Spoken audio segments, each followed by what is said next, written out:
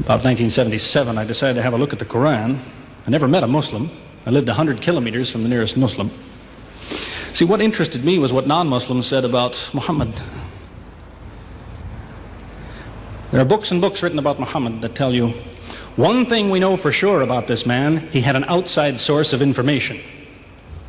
One book I've got says the Quran was written by a committee, because they've established so well that there's information in there that an Arabian shouldn't have known. He must have had someone from the outside bringing him this information. So they say, one thing we know for sure, he had an outside source of information. Now, he said this book was a revelation. So they say, you see, he was a liar. He got it from somewhere, he put it in a book, and he gave it to someone, telling him it was from God. He was a liar. Other people write books and books on the subject of Muhammad, and they say, one thing we know for sure, he thought he was a prophet. He was crazy. Because they look at his life very carefully, and they see episodes like, for example, when he hid in the cave with Abu Bakr. He was running from the whole city who wanted to kill him, and he hid in the cave, and when the Meccans came running up to the cave to kill them, what did he say to his friend? Did he tell him, see if you can find a back way out of the cave? What he told his friend was, relax. He was telling him, I see what you see, but he said, God is with us. God will save us.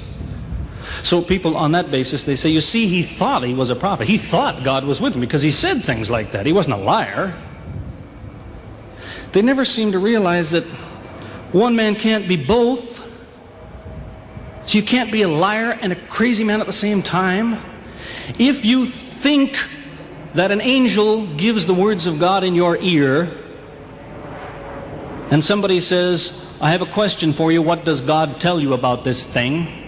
I want to hear an answer tomorrow.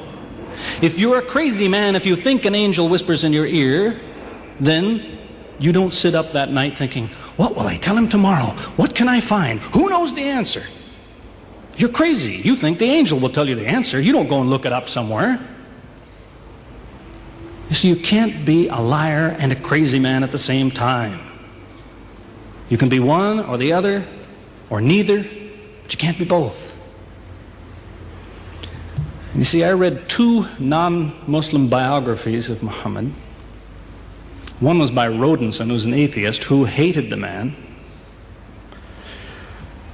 But many interesting things come up about his life that I had to wonder about. One story that's told is that when he was an older man, he had a son named Abraham. The son died when the child was 2 years old. The same day the boy died, there was an eclipse of the sun. The sky went dark. And the Muslims came running to their prophet and said, look, it's a miracle. Your child died and the sky went dark in sadness.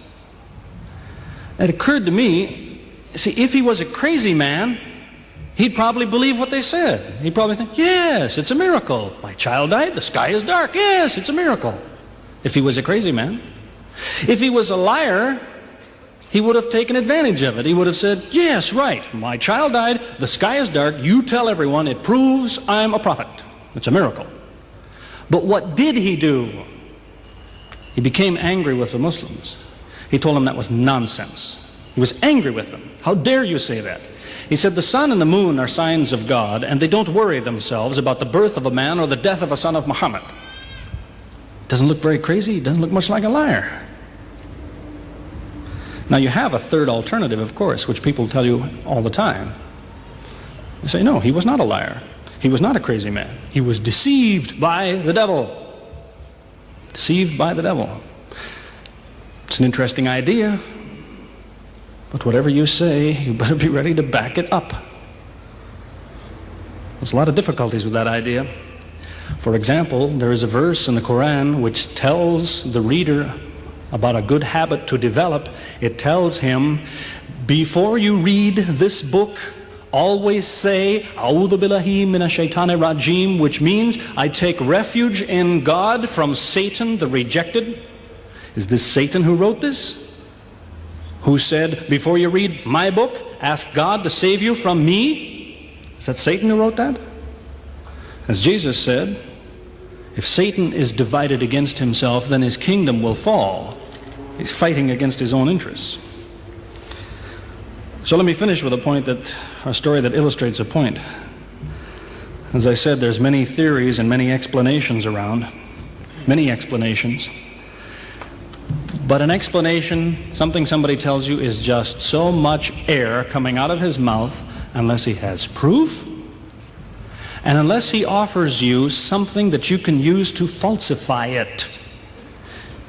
You see, there's many theories of how do the planets go around the sun and how do the stars burn and all the rest of it. Many theories. Most of them are just so much wind. Scientists pay no attention to them because they don't contain something that could be checked to prove it false. You see, Einstein was considered an intelligent man because when he offered his theory in 1905 and again in 1915, he didn't just offer a theory, he said, here's 3 ways to prove I'm wrong. Now it's worth listening to. He's told me, here's 3 different things you can do. If you can do this, I'm wrong. Here you are. Is there anything like that in Christianity? Has the Christian ever said, you want to prove I'm wrong? All you have to do is this. Has he ever done that? The Quran is filled with that kind of thing, filled with it. Saying, you want to prove this book is wrong? Do this. Prove it. Go ahead. Do it. Filled with that kind of thing. There's an example of it that made a big impression in its day, during the lifetime, 14 centuries ago, of the Prophet of Islam. You see, he had an uncle named Abu Lahab. That was his nickname, Abu Lahab. This man hated Muhammad. He hated anything the man said. He used to watch him going through the city, and if he saw him talking to someone, he waited till they split up. He'd go after the man he spoke to and take him and say, what did Muhammad tell you? Whatever it is, it's a lie. Did he tell you day? It's night. Did he say black? It's white. Exact opposite. Whatever he heard the Muslims say, he said the opposite. That was the way his mind worked.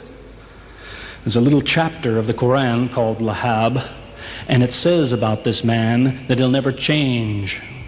It condemns him to hell, Jahannam. You see, if the man had ever become a Muslim, the Muslims would believe, well, now he's not condemned anymore. You see, for 10 years before Abu Lahab died, that was a part of the Quran. And the Muslims could come to Abu Lahab and say, do you know, it's been revealed to us in our book that you will never be a Muslim. God says you will never be a Muslim. For 10 years they told him that. All he had to do was say, well, your book is wrong. I want to be a Muslim. What do you think of your book now? That's all he had to do. He had 10 years to think about it. And that's the way he was. See, if somebody is your enemy, you don't come to him and say, you want to prove I'm wrong? Here, say this. Come on, say it. If all you have to do is say the words and I'm wrong, you finish me. He never did it. See, this is one of many cases of something that was offered that could have been falsifiable. So it was. As I say, in 1978, after, how long would that be? 15 years of arguing with the church authorities, one place or another, I got the idea. I'm going to argue with some other people. I'm going to read the Quran, see how much of it is any good, pick out the true, pick out the false. Thought it'll take a few years, it'll take some serious study and so on.